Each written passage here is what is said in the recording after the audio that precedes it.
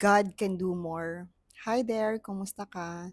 Minsan mararamdaman na lang talaga natin na we've reached our limit na parang eto na yon, hanggang dito na lang talaga yon. Today, I'd like to encourage you. God can do more than we think, more than we can ever imagine, more than we can ever dream of. Sa mga ganitong pagkakataon, ang masasabi na lang talaga natin, Lord, wala na akong magagawa kundi ang kumilos ka sa buhay ko.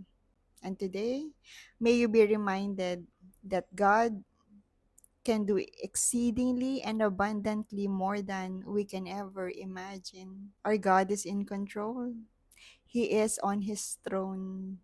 Kung sa tingin mo tapos na yung laban mo, God can still move. God can still open doors that no man can shut.